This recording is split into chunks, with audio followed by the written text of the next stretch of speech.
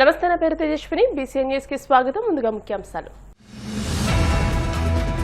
రాజమండ్రి కల్తీ పాల ఘటనపై పూర్తి స్థాయి దర్యాప్తు. మృతుల కుటుంబాలకు 10 లక్షల రూపాయల చొప్పున ఆర్థిక సాయం. పాలలో కల్తీ తేలితే క్షమించేది లేదన్న సీఎం చంద్రబాబు.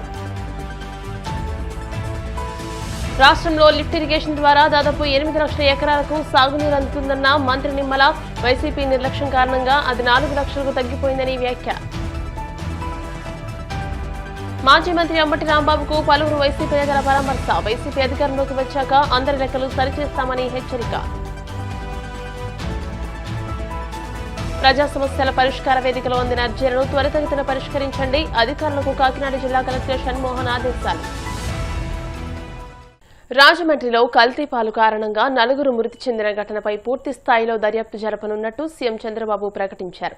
శాసనసభలో ఈ విషయంపై ప్రకటన చేశారు. ఈ దుర్ఘటనలో మరణించిన వారి కుటుంబాలకు ప్రగాఢ సానుభూతిని తెలియజేస్తూ ఒక్కో కుటుంబానికి 10 లక్షల రూపాయల చొప్పున ఆర్థిక సాయం అందిస్తామని హామీ ఇచ్చారు. ఈ ఘటనకు సంబంధించి నరసాపురంలోని వరలక్ష్మి డైరీ నుంచి పాలు సరఫరా అయినట్టు సీఎం సభకు వివరించారు. ఇప్పటికే పాల నమూనాలు సేకరించి పరీక్షల నిమిత్తం హైదరాబాద్లోని ల్యాబ్కు పంపినట్టు తెలియజేశారు. ల్యాబ్ నివేదికలో పాలలో కల్తీ జరిగినట్లు తెలితే అందుకు బాధ్యులైన వారిని ఎట్టి పరిస్థితుల్లోనూ క్షమించేది లేదని చంద్రబాబు హెచ్చరించారు. ఇదొక బాధాకరమైన దురదృష్టకరమైన సంఘటన. వాంతులు, కడుపు నొప్పి, మూత్రం నిలిచిపోవడం, డయాలసిస్ సమస్యతో పేషెంట్లు వచ్చారు. వీళ్ళందరూ కూడా లాలాచెరువు ప్రాంతంలోని చౌడేశ్వర్ నగర్, స్వరూప్ నగర్కి చెందినవారు.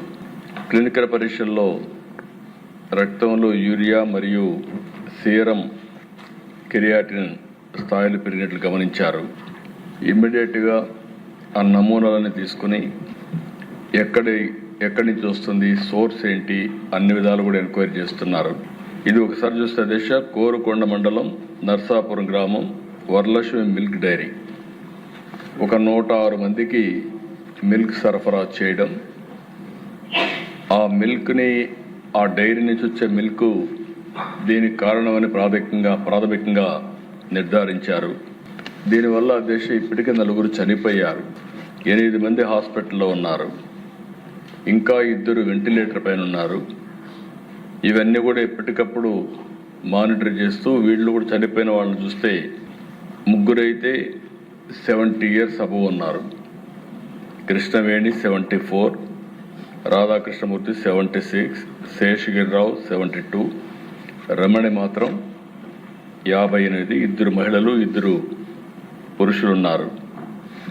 అయితే దిశ ఇవన్నీ చూసిన తర్వాత మొత్తం నమూనాలను కూడా తీసుకొని డిఫరెంట్ ల్యాబ్స్కి టెస్టింగ్ పంపించారు. ఎవరైతే దీనికి ప్రధాన కారణమైనటువంటి వ్యక్తి పోలీస్ డిపార్ట్మెంట్ కస్టడీలో కూడా తీసుకున్నారు. ఇన్వెస్టిగేషన్ ముమ్మరంగా జరుగుతూ ఉంది. ఈ నమూనాలు కూడా state food laboratory Hyderabad, state food laboratory Visakhapatnam, Vimta labs హైదరాబాద్కి నమూనాలు పంపించారు. కేసు కూడా ఎవరైతే మృతురాలు తాడి కృష్ణవేణి కుమారుడు సీతారామయ్య ఇచ్చారు, దాన్ని ఆధారంగా చేసుకుని 194 సెక్షన్ కింద, బిఎన్ఎస్ఎస్ కింద, సెక్షన్ 174 సిఆర్పిసి కింద కేసు కూడా బుక్ చేశారు. ఇతను ఎవరైతే డైరీ మెయింటైన్ చేస్తున్నాడో అద్దాల గణేశ్వరరావు, అతన్ని పోలీసులు తీసుకుని మొత్తం కూడా ఇన్వెస్టిగేషన్ చేస్తున్నారు. ఏదేమైనా దిశ అన్ని విధాలు కూడా 360 డిగ్రీ ఇప్పుడే మంత్రి గారు చెప్పినట్టు ఎంక్వైరీ చేస్తున్నాం. నేను ఒకటే విజ్ఞప్తి చేస్తున్న ప్రతి ఒక్కరికి, ఉదాసీనత ఏమాత్రం పనికిరాదు. ఒకవేళ కావాలని చేసుంటే, ఏదైనా కక్కుర్తిపడి కలుషితం చేస్తుంటే మాత్రం చాలా సీరియస్గా ఉంటాం. ఒకవేళ ఏం జరిగిందో మొత్తం ఎస్టాబ్లిష్ చేసి దోషులపైన కఠినమైన చర్య తీసుకుంటాం.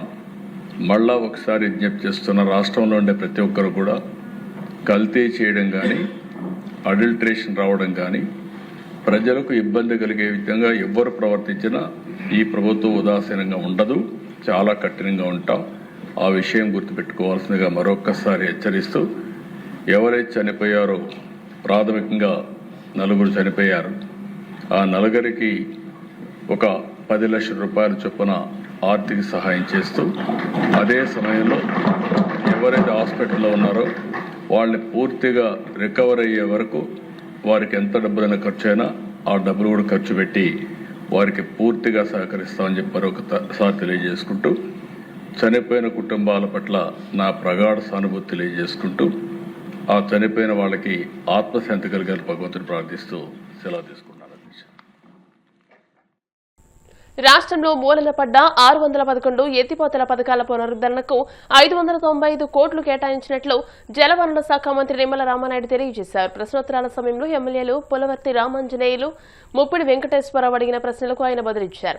1.40 కోట్లతో 3 ఇన్లెట్ల పునర్నిర్మాణానికి, 1.80 కోట్లతో స్లూయిజ్ల పునర్నిర్మాణానికి అనుమతులిచ్చామని అన్నారు. గత వైసీపీ ప్రభుత్వ తీరు వల్ల 1008 లిఫ్టులు ఉంటే 613 పనిచేయడం లేదని, 158 మాత్రమే పనిచేస్తున్నాయని చెప్పారు. మిగిలినవి ఎప్పుడు ఆగిపోతాయో తెలియని పరిస్థితి ఉందని అన్నారు. 1008 లిఫ్టులను ఆపరేషన్ అండ్ మెయింటెనెన్స్ కు 765 కోట్లతో ప్రతిపాదనలు సిద్ధం చేస్తామని అన్నారు. రాష్ట్రంలో లిఫ్ట్ ఇరిగేషన్ ద్వారా దాదాపు 8 లక్షల ఎకరాలకు సాగునీరు అందుతుందని, వైసీపీ నిర్లక్ష్యం కారణంగా అది 4 లక్షలకు తగ్గిపోయిందని అన్నారు. యనమదురు డ్రైను మన ఉమ్మడి పశ్చిమ గోదావరి జిల్లాలో అటు ఏలూరు జిల్లా జంగారెడ్డిగూడెం దగ్గర ఎర్ర కాలువగా 120 కిలోమీటర్లు, అదేవిధంగా దిగువ భాగాన నందమూరి అక్వడేట్ నుంచి పాతపాడు ఉప్పుటేరులో కలిసేటువంటి విధంగా 65 కిలోమీటర్లు, మొత్తం 185 కిలోమీటర్లు ఉన్నటువంటి ఎర్ర కాలువ మరియు అది ఏదైతే ఈ యొక్క యనమదురు డ్రైన్ అధ్యక్ష, ఈ యనమదురు డ్రైన్ అనేది ఈ యొక్క పశ్చిమ జిల్లాలో మెయిన్ డ్రైన్ గానే ఉన్నటువంటి పరిస్థితి. ఇది ప్రస్తుతం డిజైన్స్ ప్రకారం చూసినట్లయితే 23,000 క్యూసెక్ల నీరు సామర్థ్యం ఉన్నటువంటి పరిస్థితుల్లో ఫ్లడ్స్ వచ్చినప్పుడు ఇది 30,000, 35,000 ఫ్లడ్ క్యూసెక్ల నీరు కూడా వస్తున్నటువంటి పరిస్థితి అధ్యక్ష. దీనికి ప్రధానంగా ఏదైతే గౌరవ సభ్యులు చెప్పినట్లుగా ఈ యనమదురు డ్రైన్కి సంబంధించినటువంటి ఇన్లెట్స్ అంటే చూస్తే మరి మొత్తం 54 ఇన్లెట్స్ ఉన్నాయి అధ్యక్ష. 54 ఇన్లెట్స్ లో అందులో 46 శిథిల వ్యవస్థలో ఉన్నటువంటి పరిస్థితి అధ్యక్ష. కేవలం 8 మాత్రమే వర్కింగ్ కండిషన్ లో ఉన్నటువంటి పరిస్థితి అధ్యక్ష. మరి ఈ రకంగా ఈ మేజర్ గా 90% ఇన్లెట్స్ పనిచేయకపోవడం వల్ల ఈ ఫ్లడ్ హెవీగా అంటే దీని సామర్థ్యాన్ని మించి ఫ్లడ్ వస్తున్నప్పుడు ఆ ప్రాంతం అంతా కూడా మరి ఇటు పట్టణం కానీ అదేవిధంగా ఏదైతే ఈ యొక్క పొలాలు కానీ ఇవన్నీ కూడా ముంపుకు గురవుతున్నటువంటి పరిస్థితి అధ్యక్ష. మరి దాన్ని దృష్టిలో పెట్టుకుని ఈ ప్రభుత్వం అధికారంలోకి వచ్చిన తర్వాత ఈ యొక్క ఓఎండ్ఎం వర్క్స్ కి ప్రాధాన్యత కూడా ఇస్తూ, ఎందుకంటే మనం చూసాం ఆ రోజు 2019, 2024 5 సంవత్సరాల్లో ఆ రోజు ఎక్కడ కూడా ఓఎండ్ఎం కు సంబంధించి అంటే డీసిల్టింగ్ కానీ, లాకులకు కానీ, షట్టర్స్ కానీ, రోప్స్ కానీ 5 సంవత్సరాలు ఎక్కడ కూడా ఒక్క రూపాయి కూడా ఓఎండ్ఎంకి ఇవ్వనటువంటి స్థితిలో 2024లో మన ప్రభుత్వం వచ్చిన తర్వాత ఆ పనులన్నీ కూడా మనం చేయవలసినటువంటి బాధ్యత బరువు పెరిగినటువంటి పరిస్థితి అధ్యక్ష. దాన్ని దృష్టిలో పెట్టుకుని మన ప్రభుత్వం అధికారంలోకి వచ్చిన తర్వాత మొదటి సంవత్సరంలోనే ఏదైతే జీవో 65 ద్వారా 79 కోట్లు, 284 కోట్లు, అదేవిధంగా జీవో 269 ద్వారా 344 కోట్లు, అదేవిధంగా జీవో 569 ద్వారా 74.79 లక్షలు, అంటే మొత్తంగా మొదటి సంవత్సరంలోనే ఈ కూటమి ప్రభుత్వ అధికారంలోకి వచ్చాక మొదటి సంవత్సరంలోనే 10,310 పనులకు 708 కోట్ల రూపాయలు నిధులు మంజూరు చేశాం అధ్యక్ష.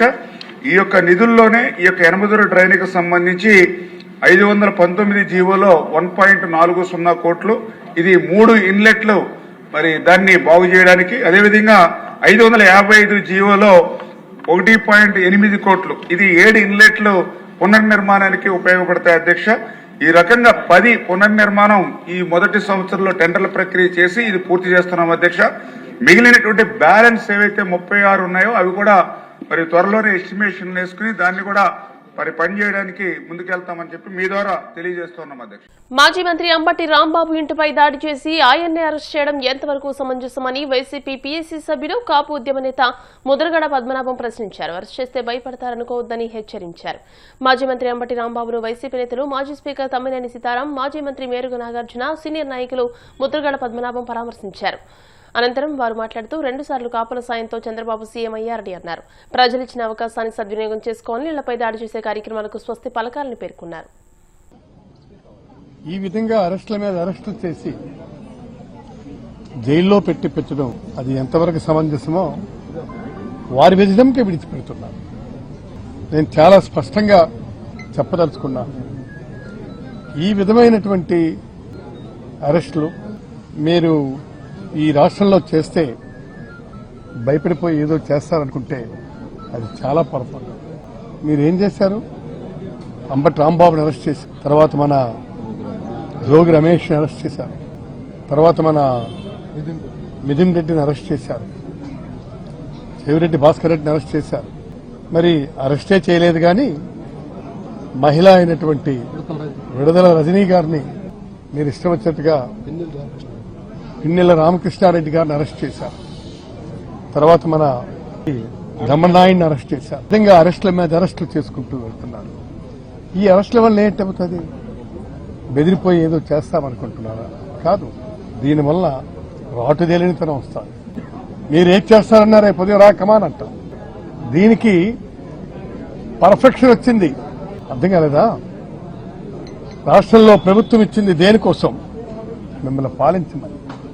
పాలించమంటే ఏ విధంగా పాలించమని? ఎంత అన్యాయం అండి ఇది. ఈ విధంగా పాలించమంటే ఎవడైనా పాలిస్తారు. మీరు 4 తడవలు ముఖ్యమంత్రిగా చేసినటువంటి మీరు ఏ విధంగా పాలించాలో మీకు తెలీదా?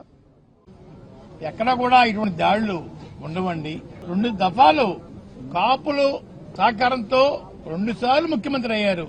2 సార్లు కూడా కాపుల్ని టార్గెట్ చేసి అవమానం పాలు చేస్తా ఉన్నారు. అంటే బానిసలుగా బతకాలని వారి అభిప్రాయం అనుకుంటానని. ముందుసారి అయితే రాంబాబు గారి లాగా నన్ను, నా భార్యని, నా కోడలని, కొడుకుని కూడా నీచాతి నీచంగా కొట్టించడం, తిట్టించడం, లంజా రావే, జుట్టు మెలితిప్పి ఖండించిన పోలీసుల చేత చేయించిన మహానుభావుడు చంద్రబాబు నాయుడు గారండి. ఈరోజు ఇదే పరిస్థితి రాంబాబు గారు జరిగింది. నేను ముఖ్యమంత్రిగా ఒకటి కోరుకుంటున్నాను. అయ్యా, ఈ రోజు కాకపోతే రేపైనా మాకు జరిగిన అవమానం లాంటిది మీ మేడం గారికి, మీకు, మీ కోడల గారికి, మీ అబ్బాయి గారికి జరిగితే మీ ఫీలింగ్స్ ఎలా ఉంటాయో చెప్పాలని నేను కోరుకుంటా ఉన్నానండి. మేము బానిసలం కాదండి అయ్యా. పాకిస్తాన్ నుంచో ఆఫ్ఘనిస్తాన్ నుంచో వలస రాలేదండి అయ్యా. ఇక్కడే పుట్టాం, ఇక్కడే పెరిగామండి. కానీ నీచాతి నీచంగా మమ్మల్ని చూడటం, బాధించడం బాధగా ఉందని ముఖ్యమంత్రి గారు. రెండోది, తిరుపతి లడ్డు విషయంలో అబద్దాల మీద అబద్దాలు రోజు వల్లించడం సమాజం నవ్వుకుంటుందండి. భక్తుల యొక్క మనోభావాలు దెబ్బతింటున్నాయండి. గుళ్ళకి వెళ్ళకూడదు, గుళ్ళో పెట్టే ప్రసాదం తినకూడదని అభిప్రాయం మీ మాట పెట్టి వారికి కలుగుతుందండి. ఎప్పటికైనా మించిపోయింది లేదు. ఆపేయండి మీ అబద్దాలని.